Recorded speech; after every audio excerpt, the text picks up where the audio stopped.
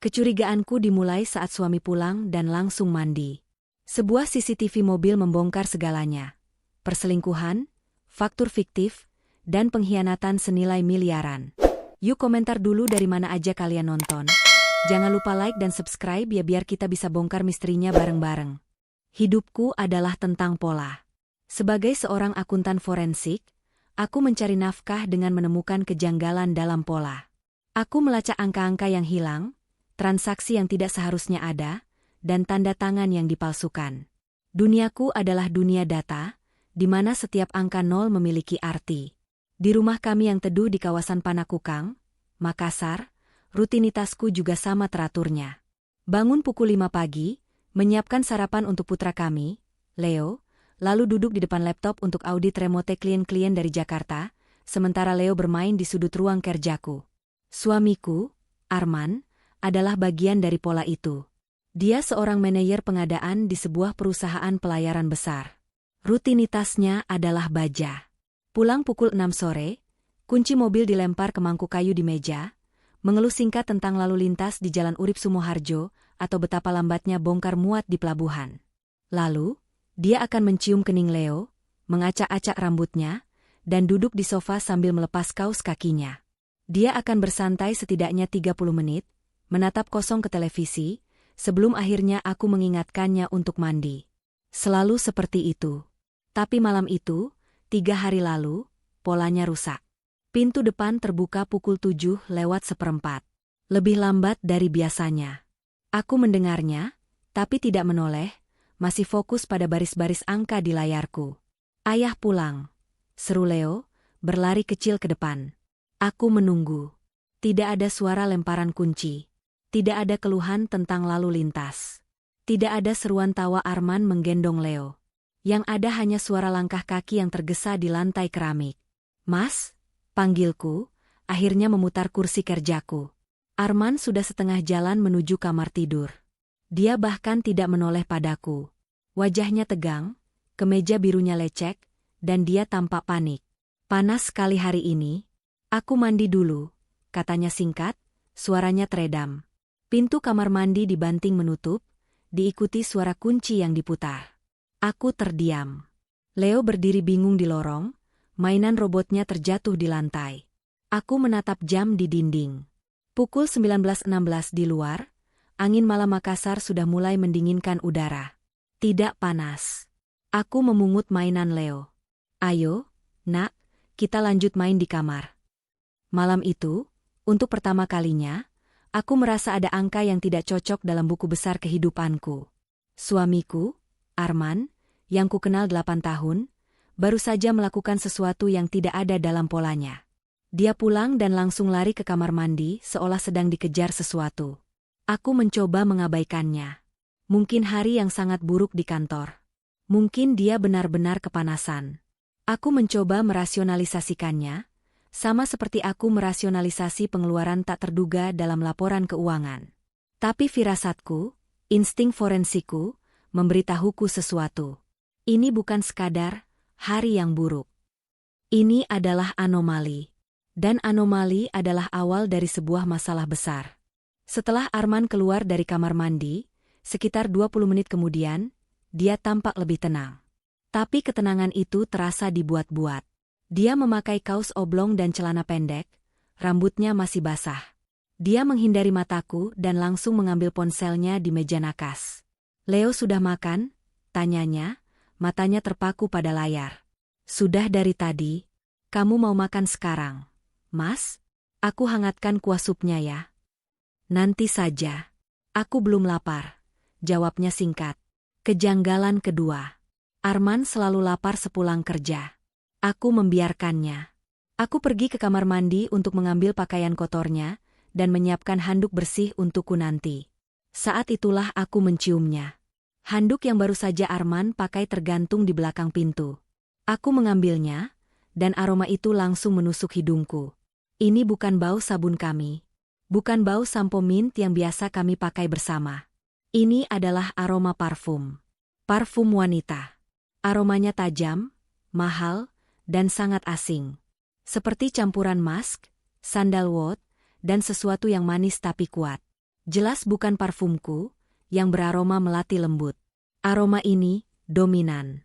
Percaya diri. Seolah ingin meninggalkan jejak. Tanganku yang memegang handuk itu mulai gemetar. Aku membawanya lebih dekat ke hidungku, menghirup dalam-dalam, mencoba menyangkalnya. Tapi tidak ada kesalahan. Ini adalah parfum yang menempel di kulit, lalu menempel di handuk basah. Dadaku terasa sesak. Udara di kamar mandi yang lembab tiba-tiba terasa berat untuk dihirup. Aku adalah seorang akuntan forensik. Aku dilatih untuk tidak membuat kesimpulan berdasarkan emosi. Aku butuh data. Bukti. Handuk ini adalah bukti fisik pertama. Aku keluar dari kamar mandi, handuk itu masih di tanganku. Arman masih di tempat tidur, sibuk dengan ponselnya. "Mas," kataku, suaraku berusaha kuatur agar tetap tenang. Kamu pakai parfum baru?" Pertanyaan itu membuatnya terlonjak. Dia akhirnya meletakkan ponselnya dan menatapku. Matanya menyipit. "Apa? Enggak. Kamu ngomong apa?" Aku mengangkat handuk itu. "Handuk kamu? Baunya beda. Wangi sekali." Ekspresi Arman berubah cepat. Dari kaget, menjadi defensif, lalu menjadi kesal. "Ya ampun, Mentari. Itu bau sabun. Mungkin? Atau tadi di kantor ada klien yang pakai parfum menyengat." "Aku nggak tahu. Kamu ini ada-ada saja."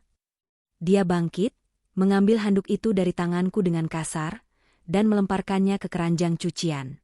"Jangan mulai aneh-aneh, ya? Aku capek." Dia berbalik, mengambil ponselnya lagi, dan pura-pura sibuk membaca sesuatu. Gaslighting. Dia mencoba membuatku merasa konyol karena menanyakannya. Tapi aku tidak konyol. Malam itu, aku berbaring di tempat tidur di sebelahnya, memunggunginya. Dia tidur cepat sekali, mungkin karena kelelahan, atau mungkin karena kelegaan. Aku tidak bisa tidur. Pikiranku berputar. Pola pikir analitisku mengambil alih. Data 1, rutinitas mandi berubah, tindakan menghapus bukti. Data 2, bukti fisik berupa aroma parfum wanita di handuk, kontak fisik. Data 3, reaksi defensif dan gaslighting saat dikonfrontasi, menyembunyikan sesuatu. Semua data ini merujuk pada satu hipotesis yang mengerikan, hipotesis yang membuat perutku mulas, perselingkuhan. Tapi otakku menolak kesimpulan sederhana itu. Arman bukan tipe pria seperti itu. Setidaknya, Arman yang ku kenal. Pasti ada penjelasan lain. Malam itu, aku memutuskan. Aku tidak akan bertanya lagi. Aku tidak akan memberinya kesempatan untuk berbohong atau memutarbalikkan fakta.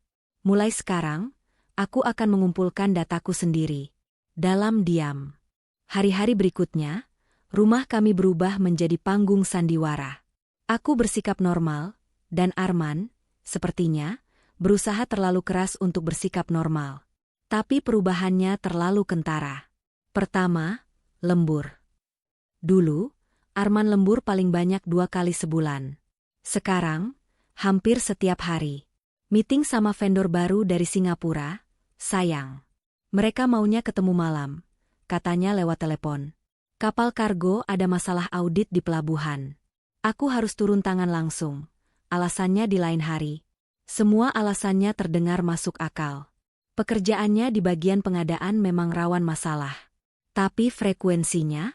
Ini sudah di luar kewajaran statistik. Kedua, ponselnya. Arman tiba-tiba membeli ponsel baru. Model terbaru yang mahal. Alasannya, ponsel lama sudah lambat untuk pekerjaan. Tapi yang membuatku curiga adalah perilakunya terhadap ponsel itu. Ponsel itu tidak pernah lepas dari genggamannya. Selalu disetel dalam mode senyap. Layarnya selalu menghadap ke bawah jika diletakkan di meja. Dan yang paling jelas, dia membawanya ke kamar mandi. Selalu. Aku ingat suatu pagi, aku mencoba meminjam ponselnya. "Mas, ponselku mati. Pinjam ponselmu sebentar, mau cek resep." Wajahnya pucat pasi. "Oh, jangan. Ini lagi update sistem. Nggak bisa dipakai," katanya tergagap, sambil cepat-cepat memasukkan ponsel itu ke saku celananya. Padahal layarnya menyala terang beberapa detik sebelumnya. Ketiga, Penampilannya. Arman mulai sangat peduli pada penampilannya. Dia membeli kemeja-kemeja baru yang lebih pas di badan. Dia mulai memakai cologne, sesuatu yang jarang sekali dia lakukan. Dia bahkan mulai mencukur janggutnya setiap pagi, padahal dulu dia lebih suka terlihat sedikit brewokan. Dia wangi saat berangkat kerja. Dan dia wangi, dengan aroma parfum yang berbeda, saat pulang kerja, tepat sebelum dia berlari ke kamar mandi. Puncaknya adalah suatu malam di akhir pekan. Kami sedang makan malam di luar, mencoba, memperbaiki, suasana. Aku sengaja memilih restoran favorit kami di dekat pantai Losari. Mas, akhir-akhir ini kamu beda, kataku pelan, sementara Leo sibuk dengan es krimnya. Arman menghela napas, terlihat jengkel. Dia meletakkan sendoknya. Beda gimana lagi, Mentari? Aku capek kerja. Kamu tahu kan, aku lagi mengejar tender besar? Proyek kargo timur itu nilainya miliaran. Kalau ini berhasil, hidup kita bakal jauh lebih enak. Aku tahu, Mas. Tapi kamu seperti menjauh. Kamu sibuk sekali dengan ponselmu. Disitulah dia meledak. Tidak berteriak, tapi suaranya tajam dan dingin. Kamu ini kenapa sih? Jadi curigaan begini? Kamu di rumah enak. Cuma main laptop, gak tahu stresnya aku di luar. Ngurusin preman pelabuhan, negosiasi sama orang asing. Kamu jangan nambah-nambahin stresku. Bisa nggak? Bikin pusing. Kata-katanya menusukku. Tepat di harga diriku. Cuma main laptop? Ulangku, suaraku bergetar. Pekerjaanku yang cuma main laptop, itu baru saja mengungkap skema pencucian uang senilai puluhan miliar di salah satu klienku. Pekerjaanku membutuhkan analisis, ketelitian, dan insting yang lebih tajam daripada yang bisa dia bayangkan. Dan dia meremehkannya. Dia meremehkanku agar dia bisa merasa superior, agar dia bisa menutupi kesalahannya. Malam itu, di tengah deburan ombak Losari, sesuatu dalam diriku retak. Bukan retak. Sesuatu mengeras. Menjadi baja. Kasih sayang yang dulu kurasakan berubah menjadi rasa dingin yang kalkulatif. Dia benar. Aku memang stres. Tapi bukan stres yang dia kira. Aku pulang ke rumah malam itu, mencium Leo, dan menidurkannya. Setelah Arman mendengkur di sampingku, aku bangkit. Aku pergi ke ruang kerjaku, membuka laptop, dan mulai mengetik di kolom pencarian e-commerce. Aku tidak mencari kamera pengintai. Istilah itu terlalu amatir. Aku mencari kamera dashcam mini nirkabel dengan perekam suara HD. Otakku bekerja cepat, memetakan risiko dan strategi. Aku tidak bisa menuduhnya tanpa bukti kuat. Aroma parfum di handuk bisa diperdebatkan. Perilaku defensif adalah subjektif. Aku butuh sesuatu yang tak terbantahkan. Sesuatu yang bisa kulihat dan kudengar. Aku menelusuri puluhan produk. Aku membaca ratusan ulasan, bukan ulasan bintang 5, tapi ulasan bintang 3 dan 4, mereka biasanya lebih jujur. Aku membandingkan spesifikasi, daya tahan baterai, kualitas gambar malam hari, penting, kapasitas penyimpanan, dan yang terpenting, tingkat ketersamaran. Akhirnya, aku menemukannya. Sebuah alat kecil, tidak lebih besar dari ibu jari. Terlihat seperti pengharum mobil biasa. Deskripsinya menjanjikan perekaman loop, aktivasi gerak, dan audio yang jernih. Harganya tidak murah. Tapi aku menganggapnya sebagai biaya investigasi. Aku memasukkannya ke keranjang.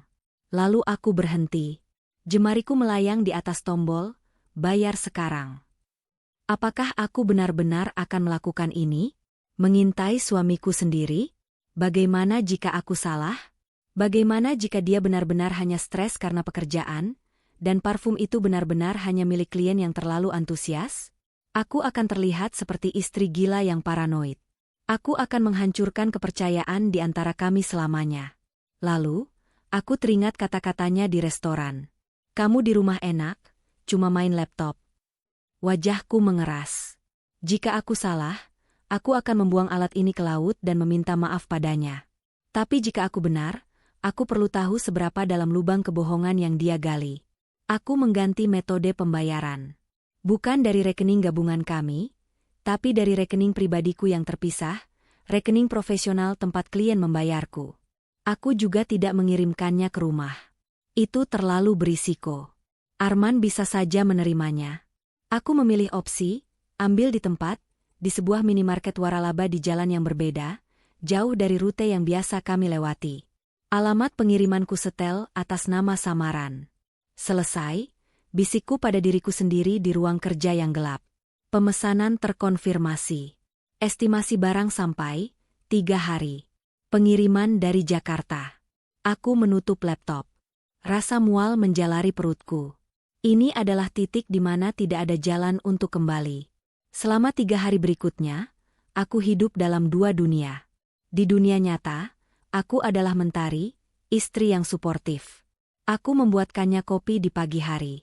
Aku menanyakan, tanpa terlalu ingin tahu, tentang tendernya. Aku tersenyum, mengangguk, dan memainkan peranku. Di dunia internal, aku adalah sang auditor. Aku menghitung jam. Aku melacak notifikasi pengiriman. Paket Anda sedang dalam perjalanan. Paket Anda telah tiba di pusat sortir Makassar. Paket Anda siap diambil. Pada hari ketiga, aku mendapat notifikasi itu. Aku berkata pada Arman bahwa aku harus membeli bahan-bahan untuk kue favorit Leo. Aku mengendarai mobilku ke minimarket itu, jantungku berdebar kencang. Aku memberikan kode pengambilan. Kasir itu menyerahkan sebuah kotak kecil berwarna coklat. Kotak itu terasa berat di tanganku. Berat oleh rahasia dan potensi kehancuran. Aku menyembunyikannya di bawah jok mobilku. Aku tidak langsung pulang. Aku menyetir ke tempat parkir sebuah supermarket besar, di sudut yang sepi. Aku merobek bungkusnya. Alat itu persis seperti di gambar. Kecil, hitam, dan tidak mencolok. Aku membaca instruksinya berulang kali sampai aku hafal. Sekarang, aku hanya perlu menunggu kesempatan untuk memasangnya. Kesempatan itu tidak datang dengan mudah. Arman menjadi sangat posesif terhadap mobilnya. Kunci mobil, yang dulu selalu tergeletak di mangkuk kayu, kini selalu ada di sakunya. Bahkan saat di rumah. Selama 2 hari, alat kecil itu, perangkapku, terbakar di dalam tas laptopku, menunggu. Aku membawanya kemana-mana, kalau-kalau ada kesempatan sepersekian detik. Aku mulai merasa frustrasi. Setiap jam penundaan adalah jam di mana kebohongan terus berlanjut. Lalu, pada Sabtu pagi, kesempatan itu datang. Arman pulang sangat larut malam sebelumnya, hampir pukul 2 pagi. Alasannya, menutup kesepakatan dengan vendor. Dia begitu lelah sehingga dia bahkan tidak repot-repot mandi. Dia hanya ambruk di tempat tidur dan langsung tertidur. Pukul 8 pagi, dia masih mendengkur. Tidur orang mati. Kuncinya? Kunci mobilnya tergeletak di meja nakas di sampingnya, bercampur dengan dompet dan jam tangannya. Leo sedang tenang menonton kartun di ruang tengah. Ini adalah saatnya. Jantungku berdebar begitu kencang hingga aku bisa mendengarnya di telingaku. Aku berjinjit ke sisi tempat tidur. Tanganku gemetar hebat saat aku meraih kunci itu. Arman bergerak sedikit, bergumam dalam tidurnya. Aku membeku. Dia kembali diam. Aku mengambil kunci itu. Rasanya dingin di tanganku yang berkeringat. Ibu ke garasi sebentar ya, sayang, bisikku pada Leo, yang hanya mengangguk tanpa mengalihkan pandangan dari TV. Aku berjalan cepat, tanpa suara, ke garasi. Garasi kami panas dan pengap, berbau bensin dan debu. Aku menekan tombol unlock. Bunyi, klik, pelan terdengar sangat keras di kesunyian pagi. Aku membuka pintu mobil. Aroma itu masih ada. Campuran samar kolon Arman dan parfum wanita yang menyengat itu. Aroma pengkhianatan. Aku tidak punya banyak waktu. Aku berlutut di lantai sisi penumpang. Dengan tangan gemetar, aku mengeluarkan kamera itu. Aku sudah memasukkan kartu memori terbesar yang bisa kutemukan. Aku mengikuti instruksi. Mengelupas stiker perekatnya. Di mana? Di mana tempat yang tidak akan terlihat? Di bawah dashboard. Tepat di atas kompartemen kaki penumpang. Sudutnya sempurna. Bisa melihat seluruh kabin depan, dari jendela pengemudi hingga jendela penumpang. Aku menempelkannya dengan kuat. Lalu aku mengambil kabel daya kecil dan menyambungkannya ke slot USB tersembunyi di bawah kompartemen, Slot yang Arman lupakan. Aku menekan tombol daya. Lampu biru kecil berkedip 3 kali, lalu mati. Artinya, alat itu aktif. Merekam dalam mode siaga, diaktifkan oleh suara atau gerakan. Pekerjaan selesai. Aku menutup pintu mobil sepelan mungkin. Aku menguncinya kembali. Aku kembali ke kamar tidur, menaruh kunci itu persis di tempat aku mengambilnya. Arman tidak bergerak. Aku berdiri di sana sejenak, menatap suamiku yang sedang tidur. Pria yang telah berbagi hidup denganku selama 8 tahun. Pria yang menjadi ayah dari anakku. Tidak ada lagi cinta yang kurasakan saat itu. Tidak ada kemarahan. Hanya ada rasa dingin. Rasa dingin seorang akuntan yang telah memasang sistem auditnya. Aku kembali ke ruang kerja, duduk, dan membuka laptopku. Aku mulai mengerjakan audit klienku yang biasa. Tapi pikiranku tidak di sana. Pikiranku ada di mobil di garasi. Menunggu. Menunggu Arman bangun, menyalakan mesin, dan mengantarkan kebenaran, dalam bentuk rekaman digital, langsung ke tanganku. Perangkap telah dipasang. Dan aku tahu, aku tidak perlu menunggu lama. Sabtu pagi itu terasa berlangsung selamanya. Pukul 9, Arman akhirnya bangun. Dia keluar kamar sambil menguap lebar, menggaruk-garuk perutnya. Pemandangan yang biasa kulihat setiap akhir pekan. Tapi hari ini, rasanya seperti menonton orang asing. Pagi, gumamnya, suaranya serak. Kopinya mana? Di meja, kataku datar, pura-pura sibuk mengaduk adonan panekuk untuk Leo. Dia duduk, menyeruput kopinya, dan membuka ponselnya.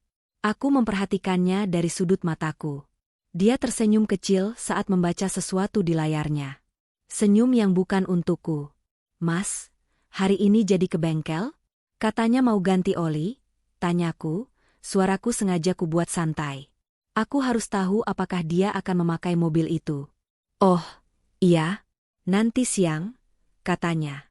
Siangnya tapi aku ada janji ketemu orang. Supplier baru dari pelabuhan, mau bahas-bahas kerjaan. Di hari Sabtu, dia menatapku tajam. Namanya juga ngejar target. Mentari. Proyek Kargo Timur itu nggak kenal hari libur. Aku hanya mengangguk. Ya sudah. Panekuknya sudah jadi. Sepanjang pagi itu, aku adalah istri yang sempurna. Aku tertawa bersama Leo, membersihkan rumah, dan bersikap seolah tidak ada apa-apa. Tapi di dalam, setiap detik terasa seperti jarum jam yang menusuk. Pukul 11 siang, dia akhirnya bangkit. Aku siap-siap dulu. Dia mandi. Kali ini, mandinya cepat. Dia memakai kemeja polo terbaiknya. Dia memakai kolonya. Dia terlihat segar. Dia terlihat bersemangat. Aku berangkat ya, katanya di pintu depan, sambil memakai sepatu kets mahalnya yang baru. Hati-hati di jalan, Mas, kataku, sambil menggendong Leo. Ayah pergi dulu, jagoan, serunya pada Leo, lalu memberiku ciuman singkat di pipi. Ciuman itu terasa dingin dan berbau kebohongan. Lalu aku mendengarnya. Suara yang kutunggu-tunggu. Suara garasi terbuka. Suara mesin mobil dinyalakan. Mobil itu mundur keluar dari garasi, melaju di jalan, dan suaranya menghilang di tikungan. Dia pergi. Perangkap sudah diaktifkan. Sisa hari itu adalah siksaan. Aku mencoba bekerja, tapi aku tidak bisa fokus pada laporan audit klienku. Aku terus menatap jam. Pukul 1 siang. Pukul 3 sore. Pukul 5. Kemana dia pergi? Apa yang sedang dilakukan kamera itu? Apa yang sedang direkamnya? Aku membawa Leo ke taman kompleks, mencoba mengalihkan pikiranku. Tapi setiap tawa anak-anak lain terdengar bising. Setiap pasangan suami istri yang kulihat berjalan bergandengan tangan membuat perutku mulas. Apakah aku salah? Apakah aku akan menghancurkan keluargaku karena paranoia? Lalu aku teringat aroma parfum di handuk itu. Aku teringat kata-katanya yang meremehkan. Tidak. Aku tidak paranoid. Aku sedang mencari kebenaran. Pukul 7 malam, ponselku berdering. Arman. Sayang, maaf ya. Ini meetingnya kayaknya bakal panjang. Ada masalah dokumen. Kayaknya aku pulang tengah malam. Kamu makan malam duluan aja sama Leo, nggak usah tunggu aku. Suaranya terdengar terburu-buru. Dan di latar belakang, aku bisa mendengar musik jazz yang pelan, bukan suara bising pelabuhan. Oh, oke. Hati-hati ya, kataku, suaraku tercekat. Iya, love you. Telepon ditutup. Dia berbohong. Rasa takutku lenyap, berganti menjadi kepastian yang dingin. Arman baru pulang pukul 1 pagi. Aku pura-pura tertidur lelap di kamar kami. Aku mendengar pintu depan terbuka, langkah kakinya yang pelan, dan suara pintu kamar mandi yang ditutup. Dia mandi. Lagi. Bahkan dari tempat tidur, aku bisa mencium aroma samar parfum wanita itu lagi, bercampur dengan bau alkohol. Dia keluar dari kamar mandi, mengira aku tertidur, dan langsung ambruk di sampingku. Dalam 5 menit, dia sudah mendengkur. Dia pasti sangat lelah setelah seharian bekerja. Sekarang giliranku. Aku menunggu 20 menit lagi, sampai dengkurannya benar-benar dalam dan teratur. Aku menyibakkan selimut sepelan mungkin. Lantai terasa dingin di telapak kakiku. Aku tidak menyalakan lampu. Aku berjalan merayap, berbekal cahaya bulan dari jendela. Kunci mobil. Di mana dia menaruh kunci mobil? Di meja nakas. Syukurlah. Dia terlalu lelah dan mabuk untuk menyimpannya di saku. Aku mengambil kunci itu. Tanganku gemetar hebat. Aku menyelinap keluar kamar, menutup pintu di belakangku tanpa suara. Di garasi yang gelap dan pengap, jantungku berdebar begitu kencang hingga rasanya bisa membangunkan tetangga. Aku menekan tombol unlock. Bunyi, klik, itu terdengar seperti ledakan di keheningan malam. Aku membuka pintu mobil. Aroma di dalamnya menusukku, campuran kolon Arman, alkohol, dan parfum wanita yang kuat itu. Mobil ini adalah saksi bisu mereka. Aku berlutut di lantai penumpang. Aku meraba-raba dengan tanganku di bawah dashboard. Mana kameranya? Di situ. Jariku menyentuh benda plastik kecil itu. Masih menempel dengan kuat. Sekarang bagian yang sulit. Mengeluarkan kartu memori micro SD. Benda itu sangat kecil. Tanganku yang berkeringat membuatku kesulitan menjepitnya. Aku hampir menjatuhkannya. Ayo, Mentari, bisikku pada diri sendiri. Klik. Kartu memori itu keluar. Aku menariknya dengan hati-hati. Benda kecil itu terasa panas di telapak tanganku. Aku menutup pintu mobil. Menguncinya. Kembali ke dalam rumah. Mengembalikan kunci ke meja nakas, persis di posisi semula. Arman tidak bergerak. Aku berjalan ke ruang kerjaku di ujung lorong. Aku mengunci pintu. Aku duduk di kursi kerjaku, menatap kartu memori kecil di tanganku. Ini dia. Kotak Pandoraku. Aku mengambil napas dalam-dalam, memasukkan kartu itu ke card reader, dan menyambungkannya ke laptopku. Satu file video muncul. Durasinya, 10 jam 34 menit. Aku mengklik, mainkan. Video dimulai dengan garasi rumah kami. Pukul 11.05. Aku melihat Arman masuk ke mobil. Dia tidak langsung jalan. Dia mengambil ponselnya, mengetik sesuatu sambil tersenyum. Lalu dia menelepon. Halo, cantik. Sudah rapi? Aku jalan sekarang ya? Iya, sabar. Kangen banget ini. Oke, setengah jam lagi sampai. I love you. Suara itu. Suara mesra yang sudah lama tidak kudengar ditujukan padaku. Perutku serasa diaduk. Dia mulai mengemudi. Video menunjukkan jalanan Makassar yang kukenal. Dia tidak ke arah bengkel. Dia ke arah pusat kota, menuju area hotel-hotel mewah. Dia berhenti di lobi sebuah hotel bintang 5 yang megah. Tim Estamp, pukul 11.41. Pintu penumpang terbuka. Seorang wanita masuk. Dia cantik. Usianya mungkin sebaya denganku, tapi penampilannya sempurna. Rambut hitam panjang tergerai, makeup tanpa celah, blus sutra mahal, dan kacamata hitam yang disingkirkannya ke atas kepala. Dia adalah wanita yang kutemui di foto-foto majalah bisnis lokal. Ralin. Pemilik perusahaan vendor pemasok alat-alat pelayaran yang sedang naik daun. Ralin tidak berkata apa-apa. Dia mencondongkan tubuhnya ke arah Arman. Dan mereka berciuman.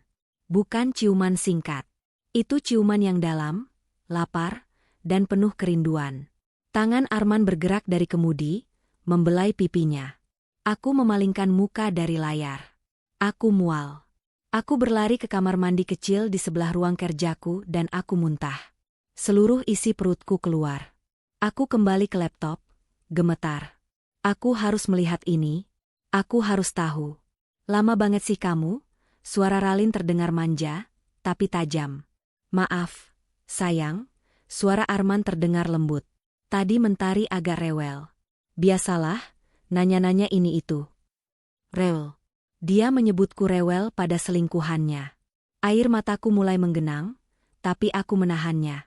Ini bukan waktunya untuk menangis. Ya sudah. Kita mau kemana dulu? Meeting kita jam 3, kan? Tanya Ralin, sambil membetulkan lipstiknya menggunakan cermin di sun visor. Kita makan siang dulu di tempat biasa. Terus, kita bisa ke apartemen kamu dulu, kan? Masih ada waktu 2 jam, kata Arman, matanya tidak lepas dari Ralin, dan senyum mesum terpasang di wajahnya. Wajah yang sama sekali tidak kukenali. Ralin tertawa. Dasar kamu. Nggak bisa lihat aku nganggur sebentar? Ya? Ya sudah, ayo. Mobil mulai bergerak lagi. Rekaman itu terus berlanjut. Mereka makan siang, lalu rekaman hanya menunjukkan interior mobil yang diparkir di basement sebuah apartemen mewah selama 2 jam. Aku tidak perlu membayangkan apa yang mereka lakukan. Duniaku hancur.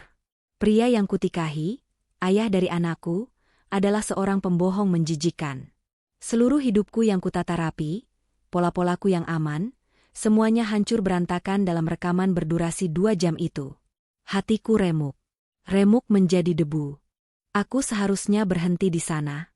Aku seharusnya menutup laptop, menghapus file itu, dan menelepon pengacara. Tapi aku seorang auditor. Aku harus melihat keseluruhan buku besar. Aku menekan tombol fast forward. Timestamp, pukul 15.02. Mereka kembali ke mobil. Wajah mereka memerah. Kemeja Arman sedikit kusut. Ayo, cepat. Kita telat, kata Ralin. Suaranya kembali menjadi profesional. Mereka berkendara ke sebuah kafe di kawasan bisnis. Jadi, kata Ralin, sambil membuka tabletnya. Soal Kargo Timur. Kamu yakin dokumen dari PT Samudra Perkasa sudah kamu loloskan? Arman tertawa. Aman, dong. Siapa dulu, Arman? Aku yang pegang pengadaan. Aku bilang lolos, ya lolos. Mereka nggak akan cek detailnya. PT Samudra Perkasa. Itu perusahaan milik Ralin. Aku menegakkan punggungku. Rasa sedihku menguap. Digantikan oleh sesuatu yang lain. Sesuatu yang dingin dan tajam. Bagus, kata Ralin. Yang penting, invoice dari kita jangan sampai salah. Pastikan bagian keuanganmu langsung bayar. Aku sudah instruksikan orangku. Markupnya kita tetap di 30%, ya? Aku menahan napas. Markup. Gelembung harga. Arman terdengar ragu. 30%? Nggak kebanyakan, Lin? Nanti auditor internal curiga. Ini proyek besar. Dan kemudian, Ralin mengucapkan kalimat yang membekukan darahku. Dia tertawa, tawa yang meremehkan. Auditor internal perusahaanmu itu kan bodoh-bodoh. Lagi pula, kamu lupa? Separuh dari 30% itu kan balik lagi ke rekening kamu. Buat DP rumah kita di Jakarta nanti. Katanya kamu mau pindah dari Makassar? Arman tertawa bersamanya. Iya juga, sih. Pintar banget pacarku ini. Bukan cuma pacar, potong Ralin. Partner. Aku memundurkan video itu 10 detik. Kudengarkan lagi. Markup 30%. Balik lagi ke rekening kamu. Auditor internal perusahaanmu itu kan bodoh-bodoh. Aku mematikan suaranya. Ruangan itu sunyi. Di luar, suara azan subuh mulai terdengar. Getaranku berhenti. Air mataku kering. Ini bukan sekadar perselingkuhan. Ini bukan sekadar skandal cinta satu malam. Ini adalah kejahatan. Ini adalah kolusi. Penggelapan dana perusahaan. Arman, sebagai manajer pengadaan, bersekongkol dengan Ralin, sebagai vendor, untuk menggelembungkan harga. Mereka mencuri dari perusahaan tempat Arman bekerja. Dan mereka merencanakan ini sudah lama. Proyek Kargo Timur itu bernilai miliaran. 30% dari miliaran. Dan aku, istrinya, aku adalah auditor internal yang bodoh itu. Pikiranku, yang tadinya hancur dan berlumpur karena emosi, tiba-tiba menjadi jernih. Sejernih kristal. Inilah bidangku. Inilah duniaku. Aku bukan lagi istri yang tersakiti. Aku adalah akuntan forensik yang sedang bertugas. Aku mengambil buku catatan dan pulpen. Data, pelaku, Arman, internal, manajer pengadaan, Ralin, eksternal, vendor, PT Samudra Perkasa. Modus, kolusi tender. Arman meloloskan perusahaan Ralin. Kejahatan, markup, penggelembungan harga, sebesar 30% pada invoice proyek Kargo Timur. Motif, keuntungan pribadi, disebutkan, DP rumah di Jakarta. Barang bukti, primer rekaman video dan audio ini. Semuanya masuk akal sekarang. Aroma parfum itu bukan kecerobohan. Itu arogansi. Ralin merasa sangat aman hingga dia tidak peduli meninggalkan jejaknya di mana-mana. Arman yang selalu lembur, itu bukan untuk berselingkuh. Itu untuk merencanakan kejahatan mereka. Perselingkuhan itu hanya bonus. Atau mungkin, perekat bisnis mereka. Ponsel baru yang selalu rahasia, itu adalah alat komunikasi mereka untuk mengatur transfer dana, menyembunyikan transaksi. Dan sikapnya yang meremehkanku, kamu di rumah enak, cuma main laptop. Dia meremehkanku. Dia menganggapku bodoh. Dia pikir aku tidak tahu apa-apa tentang dunia, bisnis besar, yang dia geluti.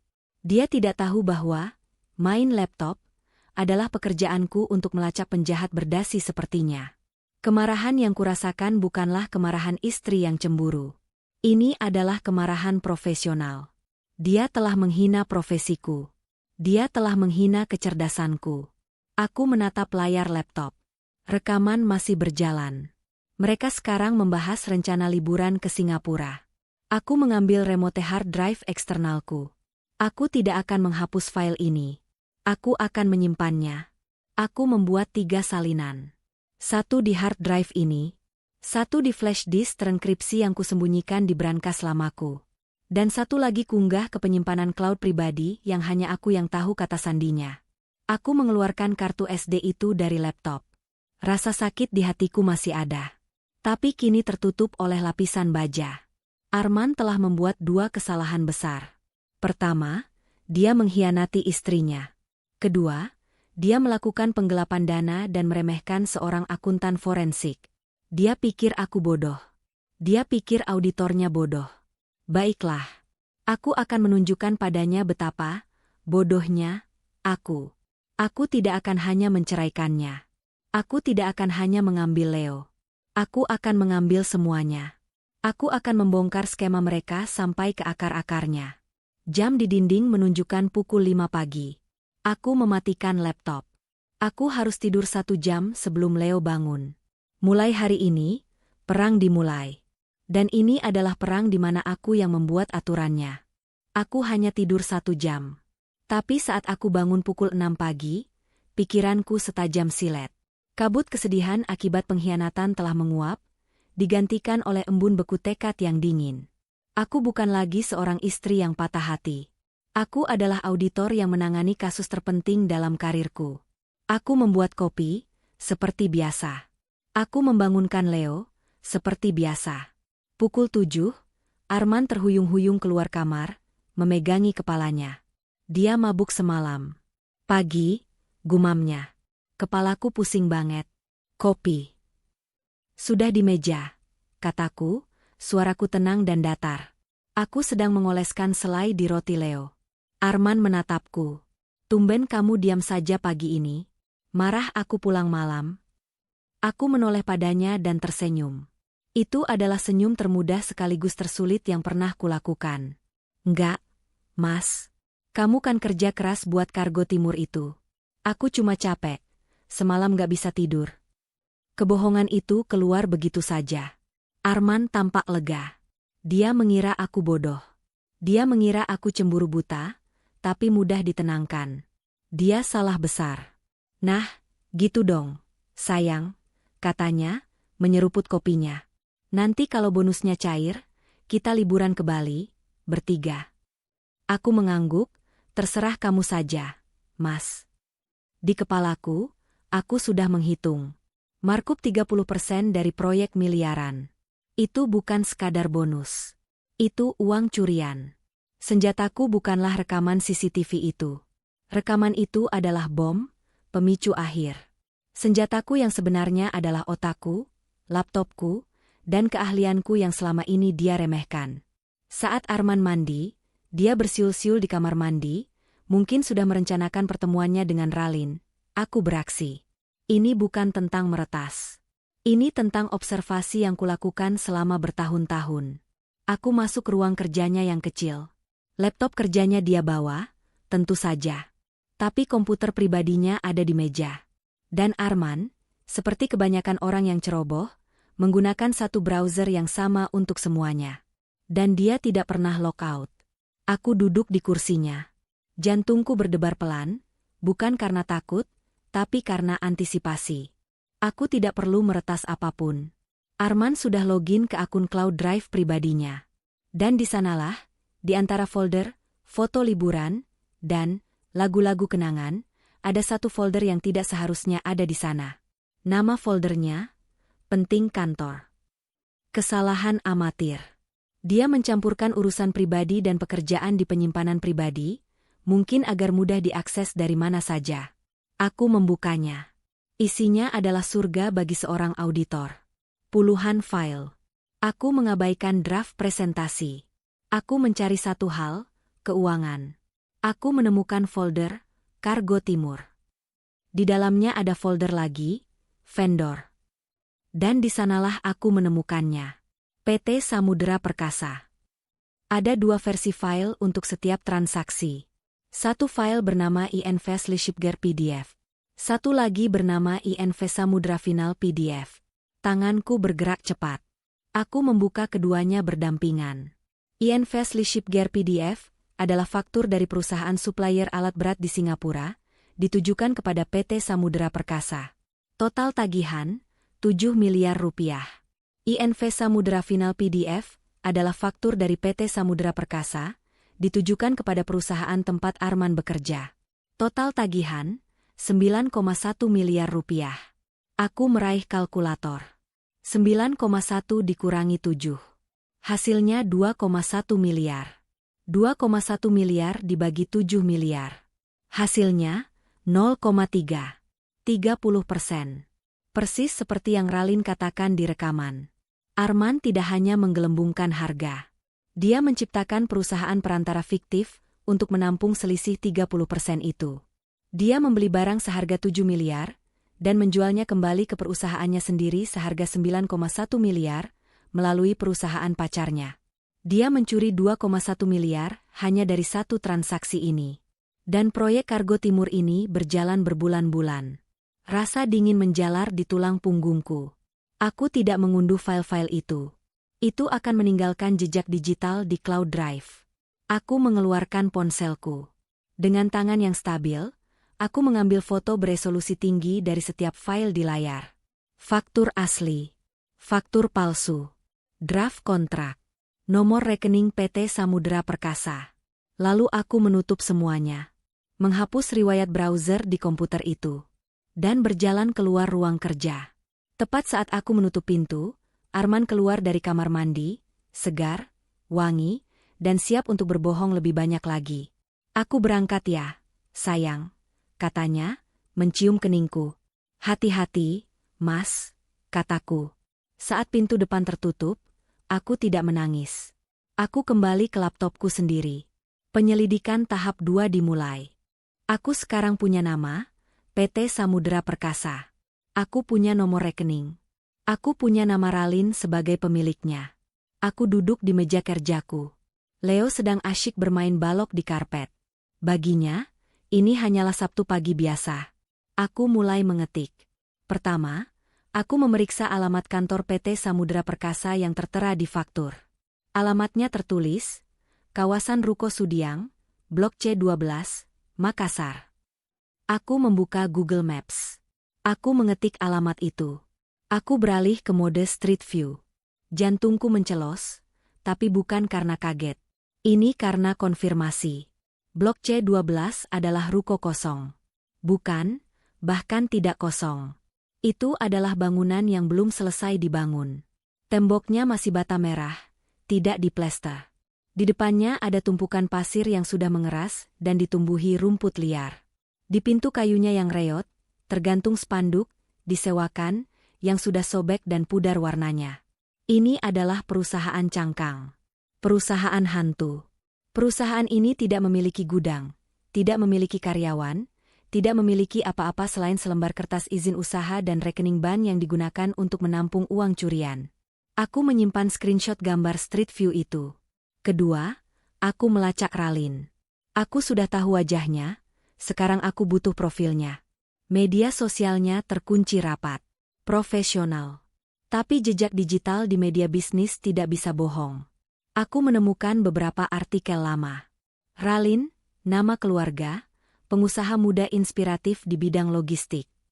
Artikel-artikel itu memujinya sebagai Kartini modern, Makassar yang berhasil menembus industri pelayaran yang didominasi pria. Semua artikel itu diterbitkan dalam 6 bulan terakhir. Tepat saat proyek Kargo Timur dimulai. Dia tidak membangun bisnis.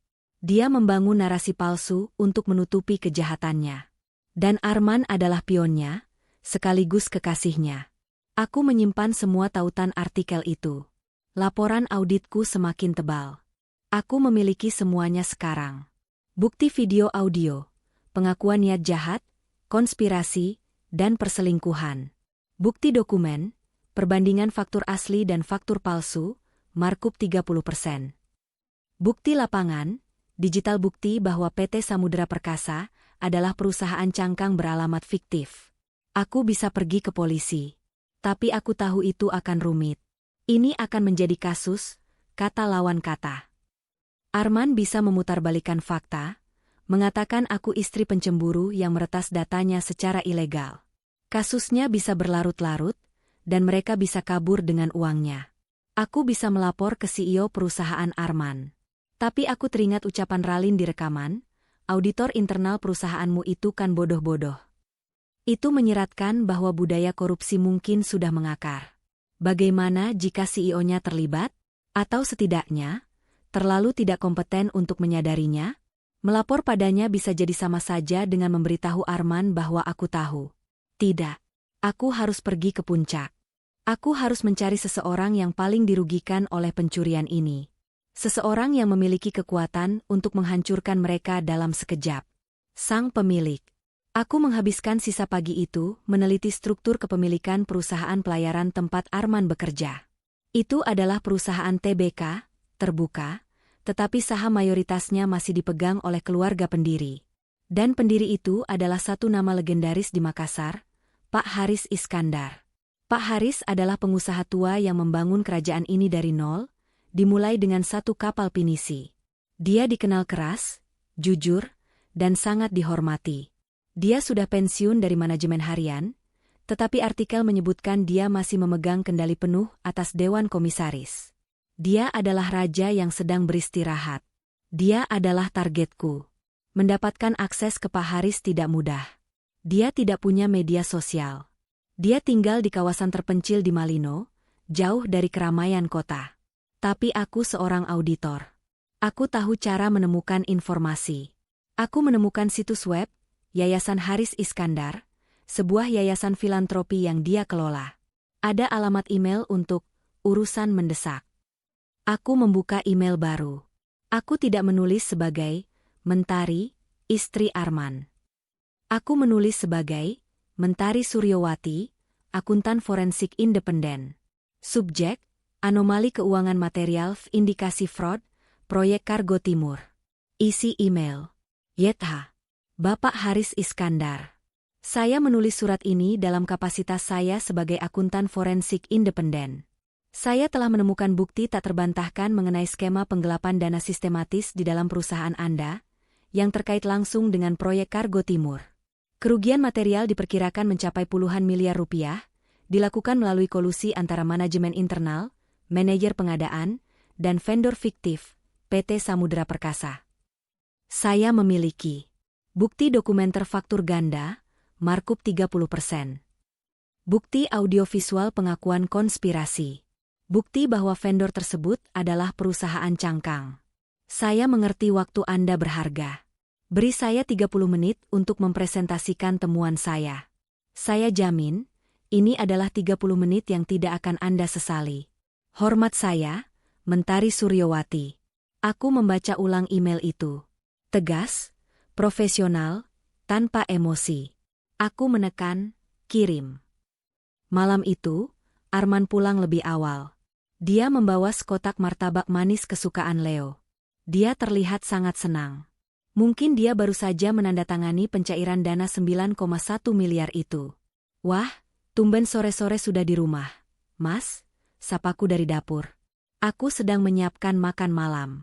Suasana sandiwara harus terus berjalan. Iya, dong. Urusan kargo timur sudah beres semua. Tinggal tunggu cair. Aku mau ajak kalian makan di luar besok. Merayakan, katanya, sambil memelukku dari belakang. Tubuhku menegang. Sentuhannya terasa menjijikkan. Rasanya seperti disentuh oleh ular. Tapi aku memaksakan diri untuk bersandar padanya. Oh ya? Syukurlah kalau sudah beres. Kamu pasti capek banget. Capek, tapi sepadan, katanya, suaranya sombong. Bos-bos di kantor tadi puji aku setinggi langit. Efisiensi pengadaan. Hemat biaya. Mereka nggak tahu apa-apa. Mereka nggak tahu apa-apa. Kalimat itu menusukku. Dia benar-benar berpikir semua orang bodoh. Hebat kamu, Mas, bisikku. Aku bangga banget sama kamu. Dia tertawa, puas dengan sanjunganku. Dia tidak tahu bahwa, bodoh, adalah peran yang sedang kumainkan. Dia tidak tahu bahwa aku, istrinya yang cuma main laptop ini, sedang memegang detonator yang siap meledakkan seluruh dunianya. Saat Arman sedang asyik bermain dengan Leo di ruang tengah, memainkan peran ayah sempurna, ponselku yang ada di meja dapur bergetar. Getaran senyap. Aku mengambilnya sambil berpura-pura mengambil minum. Itu adalah balasan email dari sekretaris pribadi Pak Haris. Isinya singkat, padat, dan membuat jantungku berdebar kencang. Ibu Mentari, Bapak Haris bersedia. Besok pagi, pukul 10. Di kediaman beliau di Malino. Jangan bawa siapapun. Mobil kami akan menjemput ibu di titik yang sudah ditentukan. Lokasi penjemputan terlampir. Tepat waktu. Aku menutup email itu. Permainan telah dimulai. Besok, aku akan bertemu sang raja. Mas, panggilku dari dapur, suaraku kubuat semanis mungkin. Martabaknya enak banget. Arman tertawa dari ruang tengah, tidak menyadari apapun. Mobil penjemput itu tiba tepat waktu. Sebuah kijang Innova hitam pekat, tanpa logo perusahaan, berhenti di minimarket yang telah ditentukan. Sopirnya tidak bertanya. Dia hanya membukakan pintu untukku. Silakan, Ibu Mentari. Aku masuk. Perjalanan ke Malino memakan waktu hampir 3 jam. Kami meninggalkan panasnya pesisir Makassar, menanjak naik ke dataran tinggi yang sejuk dan berkabut. Sopir itu tidak bicara, dan aku pun tidak. Aku menggunakan waktu itu untuk memantapkan hatiku. Aku meninjau kembali catatanku, bukan di laptop, tapi di kepalaku. Faktur A, asli 7 miliar. Faktur B, palsu 9,1 miliar. Selisih, 2,1 miliar, markup 30%. Alamat vendor, ruko fiktif. Pelaku, Arman Oralin. Aku tidak membawa laptopku. Aku hanya membawa satu flash disk terenkripsi yang tergantung sebagai liontin di balik bajuku, dan satu set dokumen cetak yang tersembunyi di dalam tas tanganku. Villa Pak Haris bukanlah istana yang mencolok.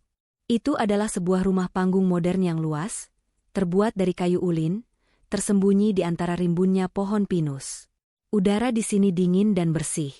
Seorang asisten rumah tangga membawaku ke teras belakang, di mana seorang pria tua sedang duduk membelakangi, menatap kebun bunganya yang rimbun. Pak, kata asisten itu pelan. Tamu Anda sudah tiba. Pria itu berbalik. Pak Haris Iskandar. Dia lebih kecil dari yang kubayangkan di foto-foto. Dia memakai kemeja polo sederhana dan sarung bugis. Tapi matanya setajam elang. Dia menilaiku dari ujung rambut sampai ujung kaki. Ibu Mentari, katanya, suaranya tenang tapi berwibawa. Teh hangat? Udaranya dingin. Terima kasih, Pak, kataku. Tapi saya lebih baik langsung ke intinya. Waktu Bapak berharga. Pak Haris tersenyum tipis. Saya suka orang yang efisien. Silakan. Aku tidak membuang waktu.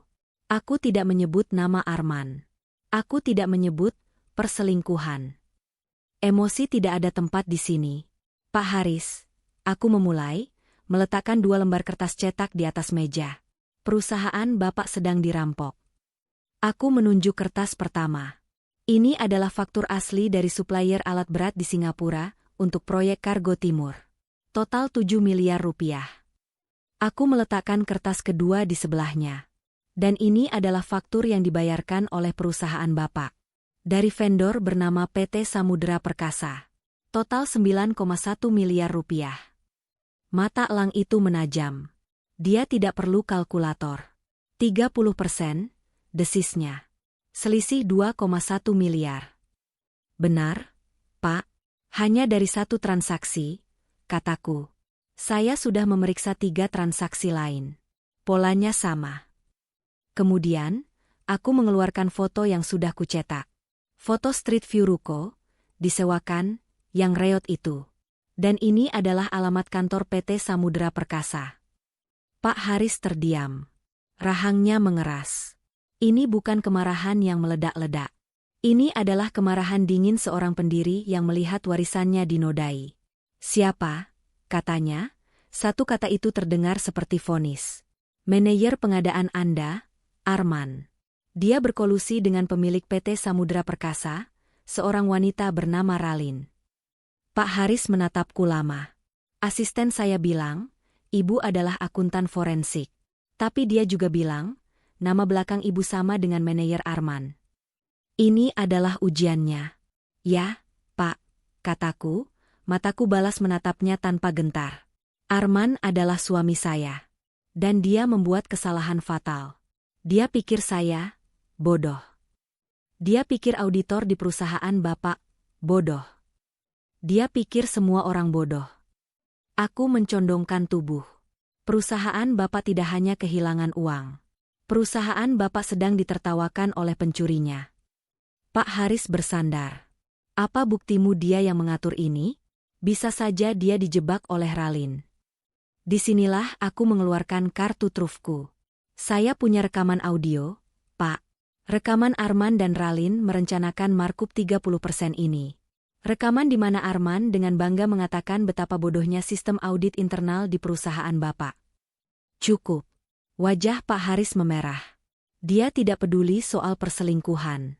Dia tidak peduli soal drama rumah tangga. Tapi ketika seseorang menghina perusahaannya, buah keringat darahnya, itu adalah urusan pribadi. Bagus, kata Pak Haris akhirnya, setelah hening yang panjang. Anak itu menghina rumah saya. Dia bangkit. Kita tidak akan memecatnya. Itu terlalu mudah. Kita tidak akan melaporkannya diam-diam. Itu pengecut. Dia menatapku. Kita akan menghancurkannya di depan umum. Di depan semua orang yang dia tipu. Di depan semua direksi yang dia bohongi. Apa rencana Bapak? Tanyaku. Perusahaan akan mengadakan rapat Dewan Direksi Gabungan dengan manajer kunci, 3 hari lagi. Hari Selasa. Agendanya, evaluasi proyek Kargo Timur. Arman akan diundang untuk presentasi sebagai bintangnya. Vendornya, Ralin, juga akan kita undang sebagai vendor terbaik. Pak Haris tersenyum, tapi matanya tidak. Dan Anda, Ibu Mentari, Anda akan jadi tamu kehormatan saya. 3 hari itu adalah yang terpanjang dalam hidupku. Di rumah, aku memainkan peranku dengan sempurna. Aku menjadi istri pendukung nomor 1. Arman pulang pada hari Jumat itu dengan senyum lebar. Sayang, kamu gak akan percaya. Serunya, bahkan sebelum dia melepas sepatunya. Aku dapat email. Aku diundang presentasi di depan seluruh dewan direksi hari Selasa nanti. Pak Haris sendiri yang katanya minta aku hadir. Dia memelukku, mengangkatku berputar. Ini dia, aku sudah bilang kan, proyek Kargo Timur ini bakal jadi lompatan besar. Sebentar lagi aku jadi direktur. Sayang. Aku memaksakan tawa. Wah, hebat, Mas. Aku bangga banget. Dan Ralin juga diundang. Tambahnya, pura-pura santai. Sebagai vendor terbaik. Ini bagus, artinya relasi kita kuat. Pasti, kataku. Kalian kan, partner, yang hebat. Dia tidak menangkap nada sinisku. Dia terlalu sibuk dalam keangkuhannya. Selama akhir pekan, dia sibuk di depan laptopnya, menyiapkan materi presentasi. Aku melihat sekilas lide-lidenya, grafik-grafik palsu tentang efisiensi biaya, diagram tentang optimalisasi pengadaan. Itu adalah mahakarya kebohongan. Dia bahkan memintaku membuatkan kopi berkali-kali. Tolong, Mentari. Ini demi masa depan kita, katanya. Tentu, Mas. Apapun demi masa depan kita, jawabku, sambil membawakan kopi. Di belakang punggungnya, aku melakukan kontak intensif dengan asisten Pak Haris. Aku mengirimkan semua fileku secara terenkripsi, salinan faktur, screenshot alamat fiktif, dan file audio yang sudah kupotong. Aku memotong bagian perselingkuhannya. Aku tidak tertarik mempermalukan diriku sendiri. Aku hanya menyisakan inti kejahatannya. Suara Ralin, markupnya kita tetap di 30%, ya? Suara Arman, aman, auditor internal perusahaanmu itu kan bodoh-bodoh. Itu saja yang kubutuhkan. Malam sebelum hari H, Arman tidak bisa tidur. Dia mondar-mandir di kamar, berlatih pidatonya. Luar biasa, bapak-bapak, melalui strategi procurement yang inovatif. Aku memejamkan mata, berpura-pura tidur. Tapi di balik kelopak mataku, aku sedang meninjau ulang presentasiku sendiri. Selasa pagi. Gedung kantor pusat perusahaan pelayaran itu menjulang di dekat pelabuhan Soekarno-Hatta. Aku tiba 15 menit lebih dulu, diantar oleh mobil yang sama dari Malino. Aku tidak masuk lewat lobi utama. Asisten Pak Haris membawaku lewat pintu VVIP, dan langsung ke sebuah ruang tunggu kecil di sebelah ruang rapat utama. Bapak Haris sudah di dalam. Beliau akan memberi ibu isyarat, kata asisten itu. Aku mengangguk. Aku memakai blazer biru dongker terbaikku. Rambutku kugelung rapi. Aku adalah profesional, bukan istri yang tersakiti. Sementara itu, di lobi utama, Arman tiba seperti seorang raja.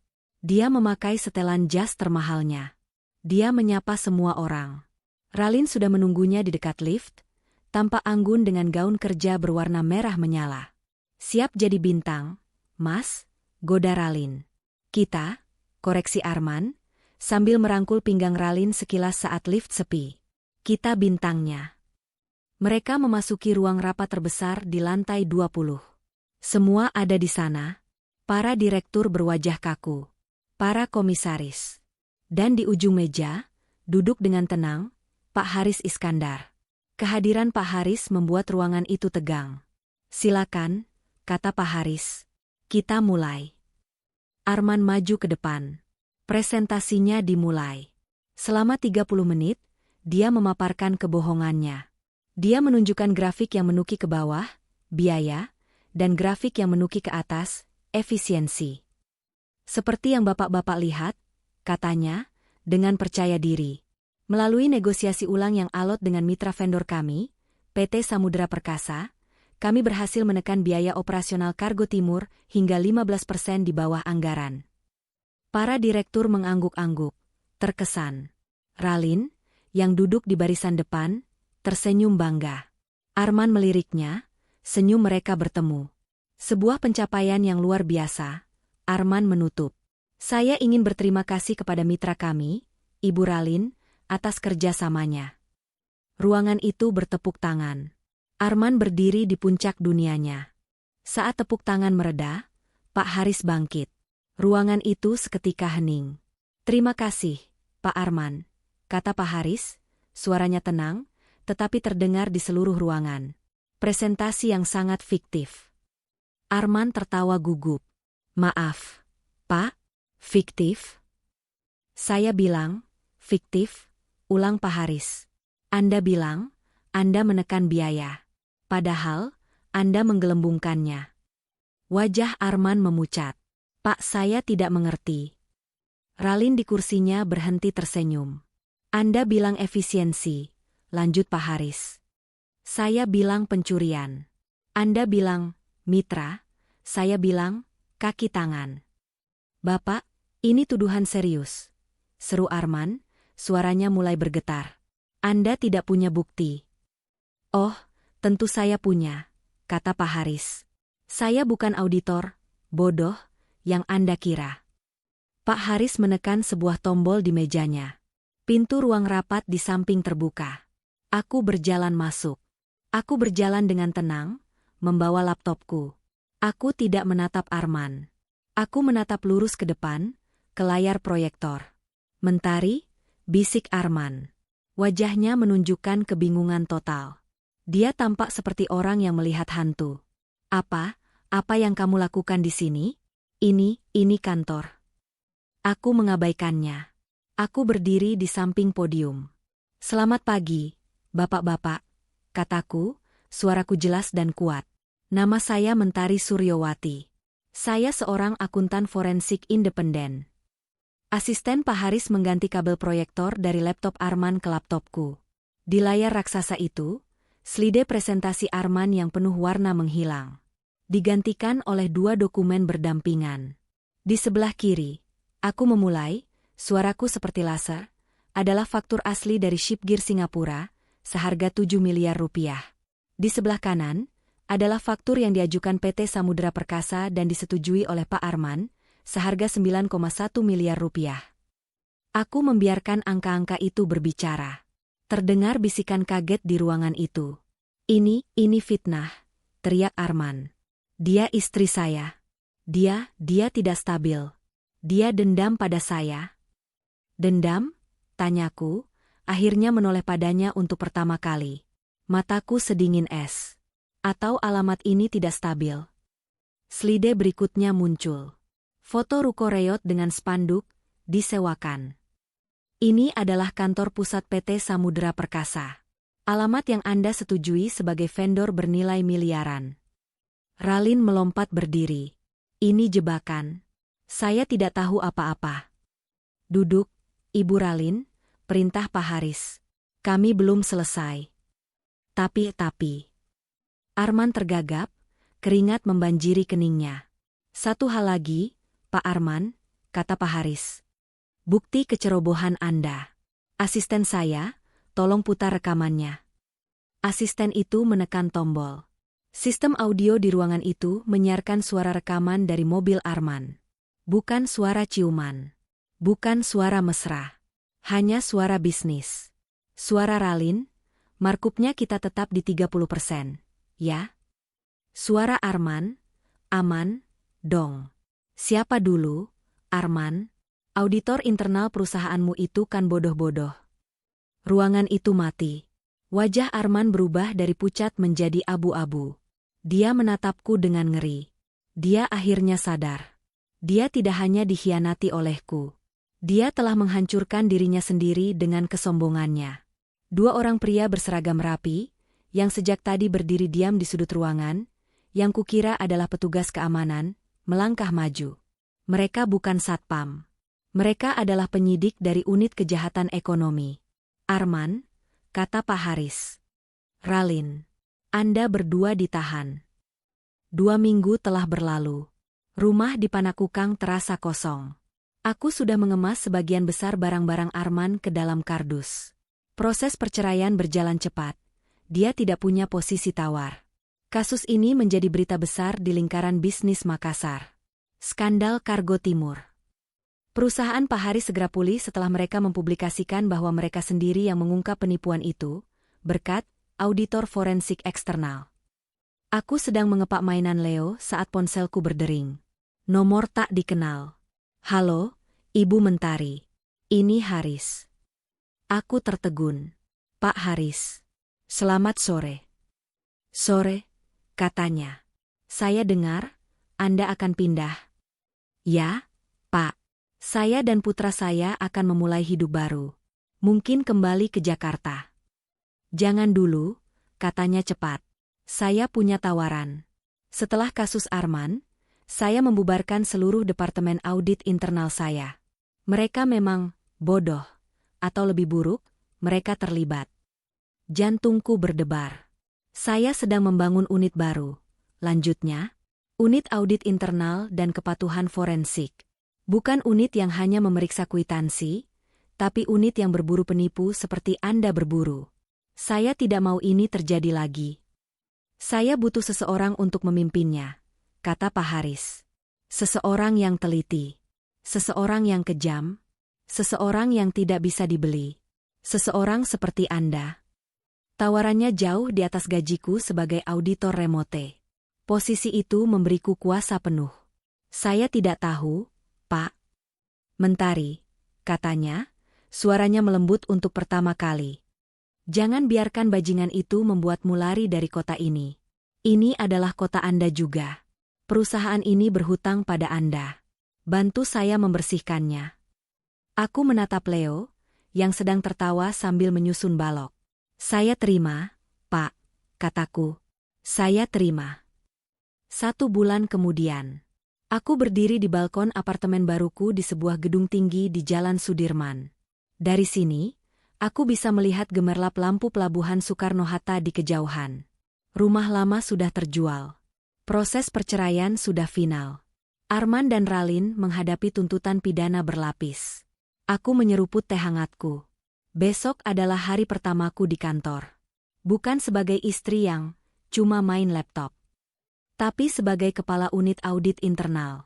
Matahari terbenam di atas lautan Makassar, melukis langit dengan warna oranye dan ungu. Pemandangannya indah. Tapi aku tidak sedang mengagumi keindahan. Aku sedang mengawasi pelabuhan. Aku sedang mengawasi buku besar. Dan mulai besok, tidak akan ada satu angka 0 pun yang lolos dari mataku.